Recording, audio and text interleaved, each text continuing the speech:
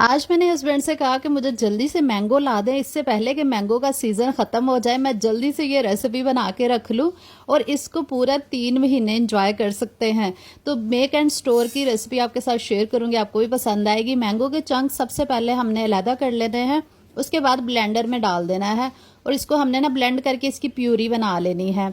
लेकिन इसमें पानी बिल्कुल नहीं डालना है, ऐसे ही हम प्यूरी इसकी तैयार करेंगे। और आप लोगों से रिक्वेस्ट है, अगर वीडियो अच्छी लगी तो कमेंट्स कर दिया करें, बहुत मोटिवेशन मिलती है मुझे तो आपके कमेंट्स देख के, और दिल करता है अच्छी अच्छी वीडियोस लेकर आऊँ आप लोगों के लिए।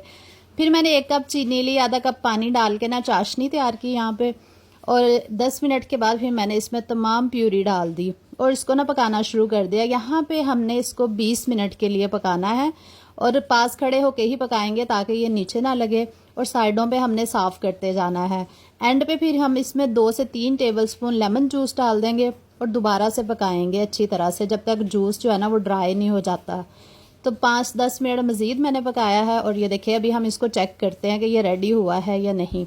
तो इसको चेक करने का तरीका ये है कि आपने एक प्लेट ले लेनी है और उसके अंदर आपने डाल के ना, तो इसको आपने नीचे की तरफ ऐसे करना है ताकि देखें इसमें पानी वगैरह तो नहीं गिर रहा। ये देखें ये बिल्कुल स्टील है, तो इसका मतलब हमारा जैम रेडी हो चुका है। तो जनाब मैंने मैंगो जैम बनाया है, आप भी बना के अभी से रख लें और केमिकल वाले मैंगो जैम से छुटकारा पा लें। इसको 3 महीने आप फ्रिज में रख सकते हैं, आप किसी एयर टाइट जार में रखिएगा जो पानी वगैरह बिल्कुल ना जाए। और ये देखिए कितना ज़बरदस्त जैम घर पे रेडी हो गया है। इसको आप स्टोर करके रखें और पूरा साल बच्चों को यूज़ करवा सकते हैं। ये देखिए कितना ज़बरदस्त बना है। वीडियो अच्छी लगी तो ज़रूर लाइक करके कमेंट कर दीजिएगा। अल्लाह हाफिज़।